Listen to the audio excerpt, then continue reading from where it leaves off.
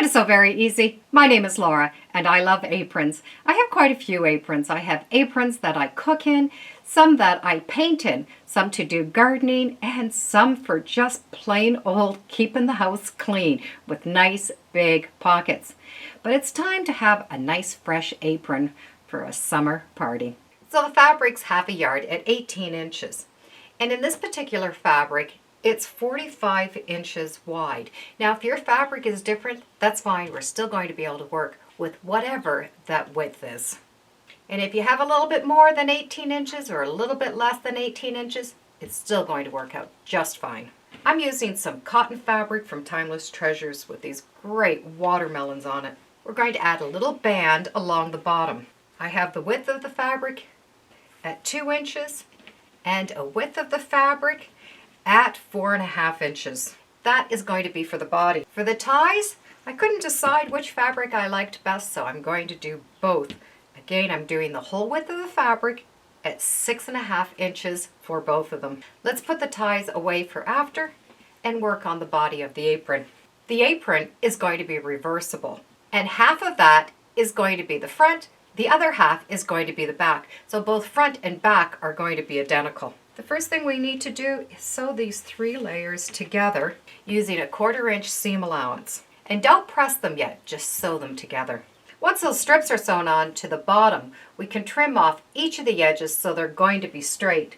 I'm going to be able to trim off the seam allowance on one side, and on the other side I'm going to also be able to trim off the seam allowance. And by doing that, I'm going to make that edge nice and straight, and I didn't have to worry about measuring those pieces. Once both sides have been trimmed off and they're nice and straight, I can find the middle point. That's easy enough by just folding it in half and match up your 2 edges. I'm just going to press that edge with my thumb, so it's going to give me a mark. Now when I open it up, I'm going to be able to see that press mark, and I can cut it right in half. I just smooth it with my hands, and I still have not pressed this edge. I'm going to cut that right in half. Now I have 2 pieces exactly the same size. I now am going to press the seams. On one piece, I'm going to press the seam allowance going down. On the other piece, I'm going to press the seam allowance going up. From there, I'm going to stitch these little seam allowances down. So I'm going to do a top stitch along the top, which means I'm going to have stitching along the bottom of one edge, but I'm going to have the stitching along the top on the other edge. It's going to be fine. They're both different, but this is reversible, and you're not going to notice the difference. But what will happen is it's going to keep that seam allowance in the position that you want it, so that over washing, it's going to stay looking nice. So you can see the top stitching is on the top on one and is on the bottom of the other. On each of the long sides, we're going to do a rolled hem, which means we're going to take a little piece of fabric and roll it over, and then roll over one more time and stitch that down. By having a rolled edge, all of those raw seams are tucked inside. Place both sides together, matching the top seams. If you're off a little bit, you don't really need to worry about it. You can just give it a little stretch and put it in. So stitch right down the seam along the bottom, a 1/4 inch, and stitch 1/4 inch up at the top.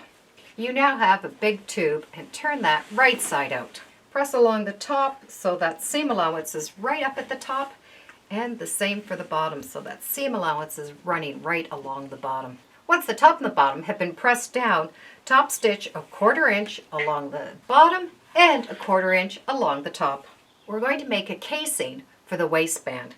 So from that very top edge down, draw a line at 3.5 inches and stitch right along that line at 3.5 inches.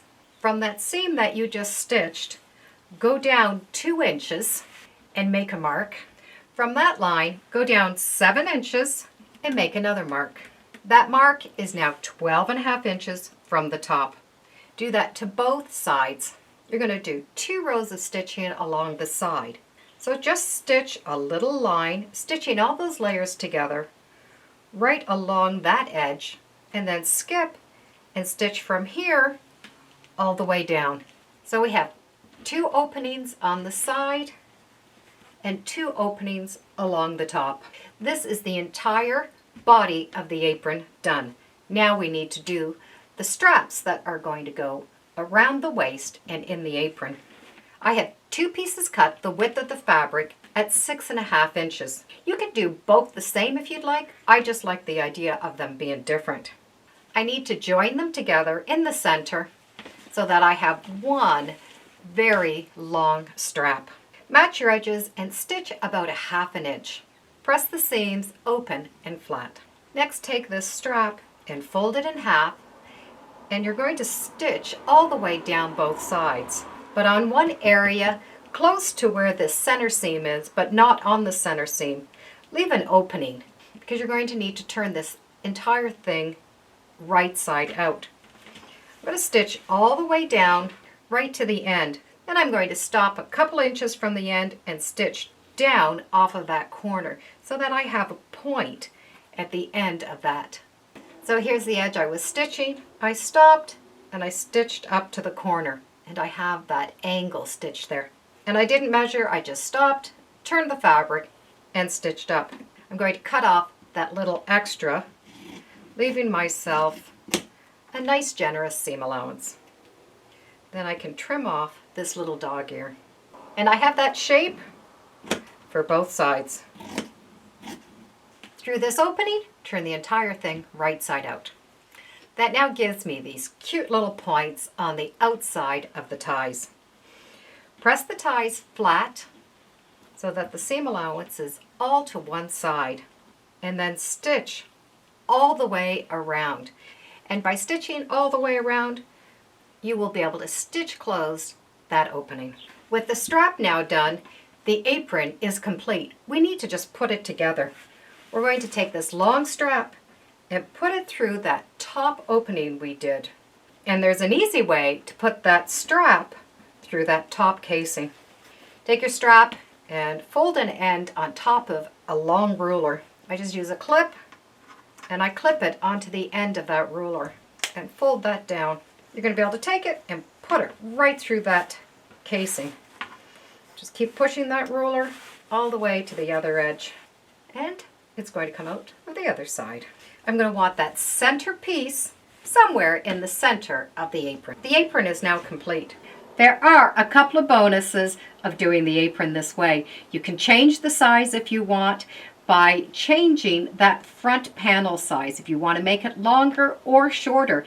And if you want to make it larger in the front because you like more gathering, you're just going to make that piece bigger. The side stitching is going to be the same.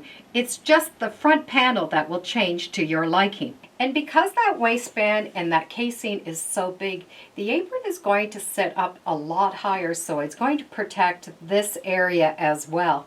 So we now can have a lot of gathers, a few gathers, no gathers at all. And you're going to get a lot of wear out of the apron because it is reversible. And the ties look cute when they're 2 different colors. And to wash them, you will be able to take the waistband out of that apron and it's going to wash nice. And if you like to press, you can give that a press and it's going to look nice and crisp for a nice summer dinner party. However, there is one hidden feature that I think you might like. That 7-inch opening that you left in the side, well, we now have one really big pocket. And who doesn't love an apron with a pocket? It's quick, it's easy, and it has a bonus of pockets. Thank you for joining me today on Sew Very Easy. Feel free to subscribe, and as always, come on back. Let's see what we're sewing next time in the sewing room. Bye for now.